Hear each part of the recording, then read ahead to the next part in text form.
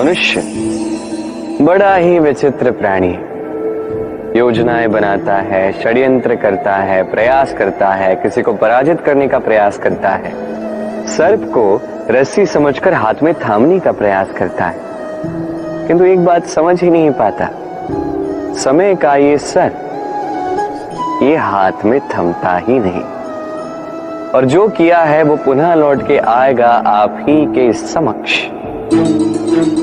देखिए, इससे कोई अंतर नहीं पड़ता कि आप कुम्हार के पुत्र हो या कृष्ण के पुत्र हो। यदि आप अनुचित कर्म करोगे तो आपके साथ भी अनुचित ही होगा, अशुभ कर्म करोगे आपके साथ अशुभ ही होगा। कुरुवंश अत्यंत महान वंश था। कुरुवंश क्या हुआ उसके साथ? पूरा का पूरा वंश ढह गया। कारण उनका मंतव्य अशुभ था। वहीं 5 वनवासी पांडव महाभारत जीत गए, कारण उनका मंतव्य शुभ था। स्मरण रखिएगा, शुभ की अग्नि जलाओगे शुभ का ही तप पाओगे, अशुभ की अग्नि जलाओगे नरक में ही जलोगे। तो आइए और मेरे साथ प्रेम से कहिएगा, राधे राधे। मनुष्य रोगी क्यों होता है? शारीरिक दुर्बलता के कारण नहीं, मनुष्य रोगी होता है उसकी सोच के कारण, उसके विवेक के कारण, उसके कर्मों के कारण, उसके क्रोध के कारण। और जब कोई ठीक होता है, स्वस्थ होता है, तो इसका तात्पर्य ये नहीं कि ये केवल औषधियों का कार्य है, नहीं, ये किसी के दिए हुए प्रेम का प्रभाव है, विश्वास का प्रभाव है, संबल का प्रभाव है। केवल औषधियों से कुछ नहीं होगा। यदि मन में प्रेम होगा, विवेक होगा, विश्वास होगा, संबल होगा, तभी ये औषधियां भी उपचार करती हैं। स्मरण रखिएगा, ये जीवन छोटा सा है। मन में प्रेम रखिए, मित्र बनाइए, शत्रु नहीं। प्रेम कीजिए, द्वेष नहीं। और इसी प्रेम के साथ कहिएगा, राधे राधे। आज मैं आपको ऐसी कथा सुनाऊंगा जो मेरे नंद बाबा ने मुझे सुनाई थी जब मैं छोटा सा था। कथा एक साधु और एक बिच्छू की। एक बार एक साधु नदी के तट पर स्नान कर रहे थे।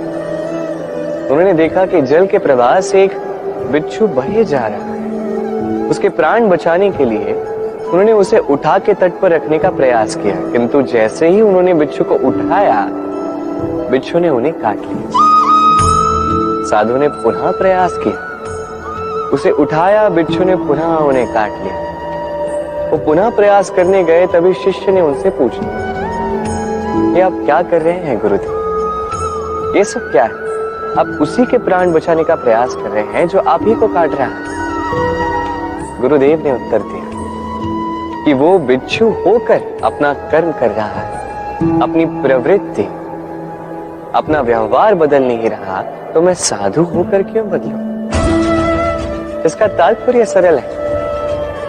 संसार में कुछ ऐसे लोग होंगे जो बुरे होंगे, दुष्ट होंगे, और कदाचित वो कभी नहीं बदलेंगे, कभी उनमें परिवर्तन नहीं आएगा। और इसका अर्थ ये नहीं कि हम अपना कर्म करना छोड़ दें, हम अपना प्रयास करना छोड़ दें। जी नहीं, हमें तो करना ही होगा, क्योंकि इतिहास गवाह है, ये प्रयास इस संसार की धारा को ही बदल देते हैं। तो आप भी आइए और मेरे साथ प्रेम से कहिएगा, राधे राधे। जीवन, इस जीवन का सत्य क्या है? जन्म, जहां से जीवन का आरंभ होता है, या अंत? मृत्यु, जहां पे इसका अंत होता है। जीवन का सत्य ये नहीं है, सब कुछ ये नहीं है। इससे देखा जाए तो कोई अंतर नहीं पड़ता कि आपका जन्म कहाँ हुआ था, कैसे हुआ था। इससे भी कोई अंतर नहीं पड़ेगा कि आपकी मृत्यु कब होगी, कहाँ होगी। अंतर इससे पड़ता है, महत्वपूर्ण ये है कि जो भी आपने जीवन जिया, किस उद्देश्य से जिया, किस मंतव्य से जिया।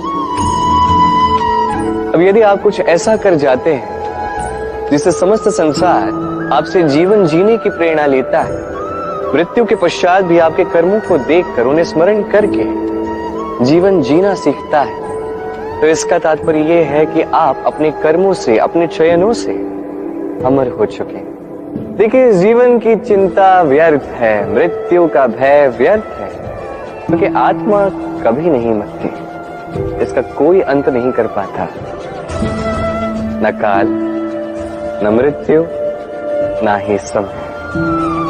यदि कुछ ऐसा है जो आपकी आत्मा का अंत कर सकता है तो वो आपके ही दुष्कर्म है। तो ये जो जीवन काल आपके पास है, इसमें केवल शुभ कर्म कीजिए, चिंता त्याग दीजिए। ऐसे कर्म कीजिए जिसे देख के संसार उचित मार्ग पर आ जाए, शुभ कर्म करने लगे। यदि आपकी मृत्यु के पश्चात भी संसार आपको स्मरण करके सीखेगा, उचित राह पर आएगा, प्रेरणा पाएगा, तो आप ही अमर हो जाओगे।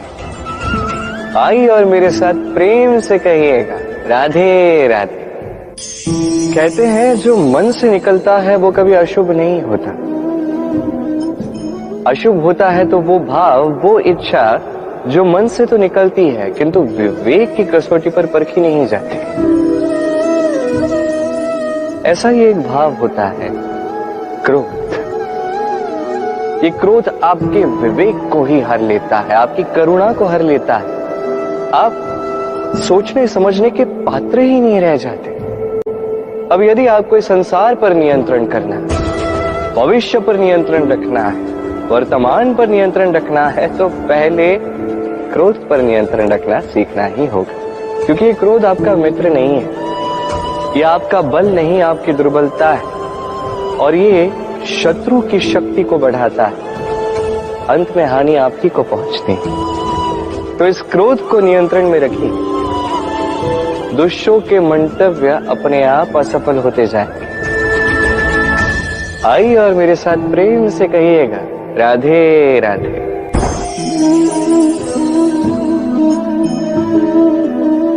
शांत, सुखद निद्रा मनुष्य के जीवन का एक अत्यंत महत्वपूर्ण सुख और आवश्यकता भी है। देखा जाए तो इस संसार का हर एक पशु पक्षी, हर एक जीव निद्रा अवश्य प्राप्त करता है, किंतु मनुष्य जिसमें सोचने समझने की शक्ति अन्य पशुओं से अधिक है, उसे निद्रा में थोड़ी समस्या अवश्य होती है। क्यों है कि नहीं? अब इसका कारण क्या है? चिंता। अब चिंता हम सभी के जीवन में, हम सभी जानते हैं कि चिंता कभी हमारी सहायता नहीं करती, फिर भी हमारे जीवन में क्यों? क्या चिंता से कभी किसी समस्या का निवारण हुआ है? क्या धन की चिंता करने से धन प्राप्त होता है? क्या भविष्य की चिंता करने से भविष्य ठीक हो जाता है? क्या स्वास्थ्य की चिंता करने से स्वास्थ्य अपने आप ठीक होगा? नहीं। तो इन सब से हमें एक छोटी शिक्षा अवश्य प्राप्त करनी चाहिए। आप भी अपने कांधे से चिंता का ये भार हटा दीजिए और इच्छाएं, ये सारी इच्छाएं साथ आकर हमारे मन में चिंता उत्पन्न करती हैं। तो इन इच्छाओं को भी त्याग दीजिए, प्रकृति के प्रेम पर विश्वास कीजिए। स्मरण रखिए, जो चिंता मुक्त होगा वो चिता मुक्त होगा। चैन की निद्रा पाइए और निद्रा को जाने से पूर्व मेरे साथ प्रेम से कहिएगा, राधे राधे। महादेव, वो देव जो महान है, जो देवों के भी देव कहलाते हैं, जो मेरे आराध्य हैं। कभी आपने ये प्रश्न पूछा कि शिव ही महादेव क्यों कहलाते हैं? कोई और देवता क्यों नहीं कहलाया जाता? वो इसलिए क्योंकि महादेव में, शिव में एक ऐसा विशेष गुण है जो अन्य किसी में नहीं। निस्वार्थ होकर लोक की सेवा करना। यदि आवश्यकता पड़ जाए, यदि सृष्टि पर विनाश की स्थिति मंडरा है, तो अपने प्राणों की चिंता किए बिना हलाहल ग्रहण करने के लिए भी सज्ज रहते हैं महादेव। और इसी अद्वितीय त्याग के कारण शिव ही महादेव कहलाते हैं। अब यदि मनुष्य भी निस्वार्थ भाव से स्वयं को अर्पित कर देता है इस लोक के कल्याण के लिए, उसकी सेवा के लिए, तो वो भी महापुरुष, महामनुष्य बन सकता है। यदि किसी को भूख लगी तो अपनी थाली से आधा भोजन उसे दे दिया। यदि कोई रोगी हो तो उसकी सेवा की, उसका उपचार करने का प्रयास किया। ये जीवन केवल अपने लिए नहीं, अपितु दूसरों के लिए, समस्त संसार के लिए जिया। यदि ये सब मनुष्य सीख गया तो वो महादेव के पद पर अग्रसर हो चुका है। यदि मनुष्य निस्वार्थ भाव से इस संसार की सेवा करना सीख गया तो वो निश्चित रूप से महामनुष्य अवश्य बनेगा। आइए और मेरे साथ प्रेम से कहिएगा, राधे राधे। जीवन में सीखना अत्यंत आवश्यक है। अब क्या क्या सीखना है, ये सिखाने के लिए भी अनेक शिक्षक हैं, किंतु क्या नहीं सीखना है और क्या नहीं करना है, ये हमें अपने अनुभवों से ही सीखना पड़ता है। अब इसका अर्थ ये नहीं है यदि आपको सीखना है कि अग्नि का ताप क्या है तो आपको अग्नि में ही हाथ डालना हो, नहीं, किसी और के अनुभव से भी सीख सकते हैं।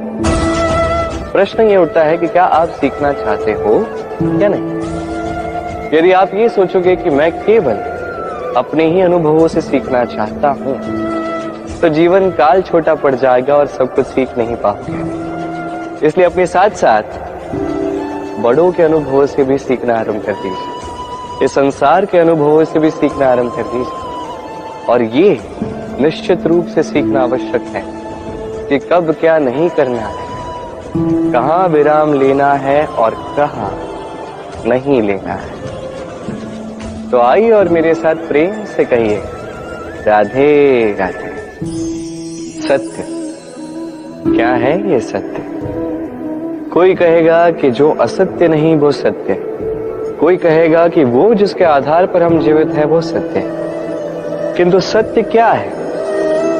इससे भी अधिक महत्वपूर्ण ये समझना है कि सत्य का उपयोग कैसे किया जाए। यदि आपके पास सत्य है, आप सत्य जानते हैं और आप उसका उपयोग करते हैं, सदुपयोग करते हैं संसार के लिए, तो आप इस समस्त संसार से ऊपर उठ जाते हैं। किंतु यदि आप सत्य जानते हैं और आप उसका दुरुपयोग करते हैं तो आप समस्त संसार के लिए हानिकारक बन जाते हैं। स्मरण रखिएगा, सत्य जितना कोमल है अर्ध सत्य उतना ही कठोर।